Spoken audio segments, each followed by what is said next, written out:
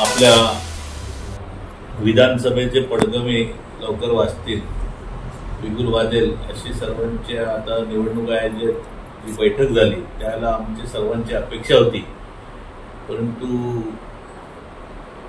तशा पद्धतीची काही प्रेस झाली नाही। आज सगळीकडे सर्वच पक्ष तयारीला लागलेले आहेत।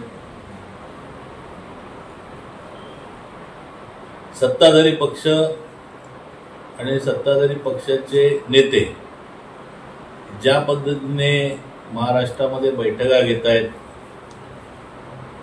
ज्या पद्धतीने त्यांची सर्वत्र भाषणं चालू आहेत, म्हणजे अगदी राष्ट्रीय नेत्यांचं म्हणाल तर गृहमंत्री केंद्रीय गृहमंत्री अमित शाह यांनी जी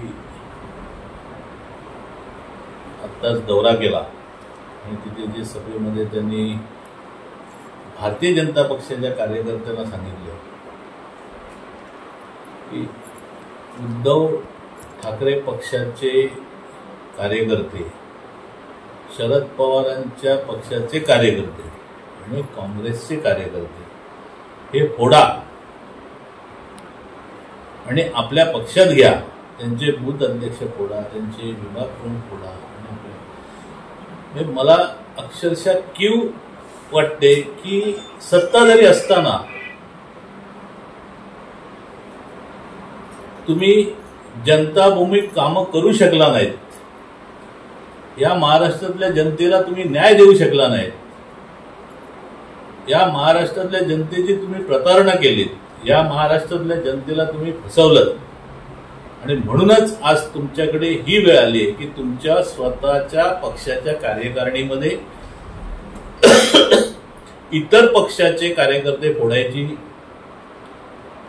विनवणी किंवा विनंती किंवा आदेश जो काही तुमच्या पक्षाचा असेल तो तुम्हाला करावा लागतोय। त्याचबरोबर मला भारतीय जनता पक्षाच्या निष्ठावंत कार्यकर्त्यांची मला त्यांच्याबद्दल नक्कीच मला आदर आहे की त्यांच्या पक्षाचे निष्ठावंत कार्यकर्ते, जसं आमच्या पक्षाचे निष्ठावंत कार्यकर्त्यांचा मी आदर करतो तसं सर्व पक्षाचे जे त्यांच्या भूमिकेचे निष्ठावंत आहेत त्यांचा मी आदर करतो।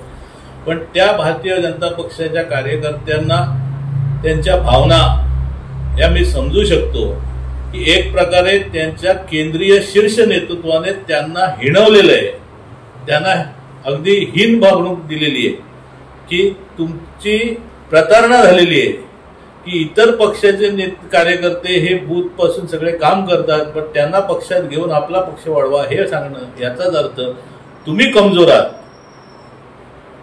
तुमच्यात कमीपणा आहे आणि म्हणून आम्हाला बाकीच्या पक्षात दावला, अशा प्रकारे एक प्रकारे तुमचं शीर्ष नेतृत्व जर सांगत असेल तर याचा अर्थ एकच होतो की महाराष्ट्राच्या जनतेला तुम्ही सत्ता आल्यापासून आजपर्यंत दिशाभूल केलेली आहे, प्रतारणा केलेली आहे, प्रत्येक ठिकाणी तुम्ही त्यांना प्रलोभनं खोटी दिलेली आहेत आणि म्हणूनच तुमच्यावर ही वेळ आली की आज तुम्हाला आमच्या उद्धव साहेबांच्या पक्षाचे असेल, आदरणीय पवार साहेबांच्या पक्षाचे असेल किंवा आदरणीय राहुल गांधींच्या पक्षाच्या कार्यकर्त्यांना घ्यायची तुम्हाला विनवणी किंवा तुम्हाला आदेश हा तुमच्या पक्षाच्या बैठकीत करावा लागतो।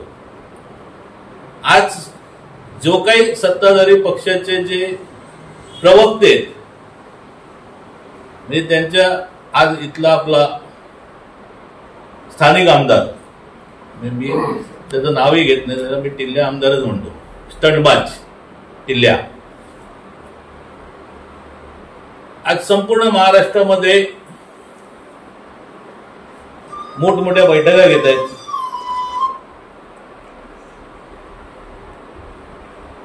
अतिशय त्वेषाने जे धर्माधर्मामध्ये जाती जातीमध्ये तेढ पसरवायचं काम जे आहे ते या आमदाराच्या माध्यमातून केलं जाते। गळ्यात भगवा टाकून कोणी हिंदू होऊ शकत नाही, हा जो काही बाडगा आमदार आहे, जो हिंदुत्वाचा बाडगा गळ्यात मफलर घालून फिरतोय, त्याने पहिले आपल्या घरापासून सुरुवात केली पाहिजे।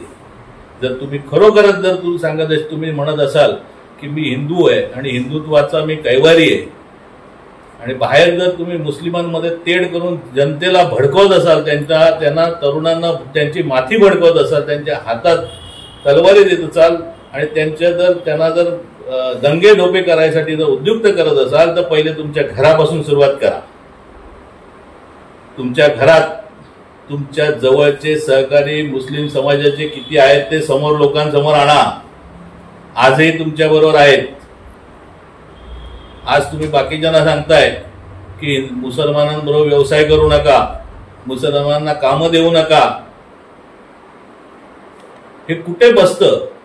हिंदू हा धर्म सहिष्णू धर्म आहे, सहिष्णुतावादी धर्म आहे. सर्व धर्मांना बरोबर घेऊन चालणारा तो हिंदू असतो. या पाडग्या आमदाराला हिंदू धर्म समजलेला नाही, कारण ह्याचा धर्मच नाही. हा कुठल्या धर्माचा नाही, ना हिंदू ना कुठल्या धर्माचा. याचा धर्म एकच, सत्ता हा एकमेव याचा धर्म आहे. सत्ता ज्या पक्षाकडनं मिळेल त्याचं जे धोरण असेल ते याचं धोरण असतं. आजपर्यंत जे काही या टिल्ल्या आमदारांनी करत आलेलं आहे, जे पद्धतीने त्यांच्या भूमिका घेत आलेल्या आहेत, त्या भूमिका महाराष्ट्रासमोर आलेल्या आहेत. संशयास्पद भूमिका आहेत. मुस्लिम समाज हा या भागामधला मुस्लिम समाज असेल किंवा संपूर्ण महाराष्ट्रातील मुस्लिम असतील, हे एकत्वाने राहणार आहेत. आज ज्या प्रकारे भडकवलं जातंय, ज्या प्रकारे हे दंगे करण्याचं जे वातावरण तयार केलं जातंय या आमदाराकडनं. आमचे दिवसभरातले सर्व अपडेट्स, ताज्या घडामोडी आणि थेट लाईव्ह पाहण्यासाठी सबस्क्राईब करा, लाईक करा कोकणचं नंबर 1 महा चॅनल कोकण 7 लाईनचं YouTube चॅनल.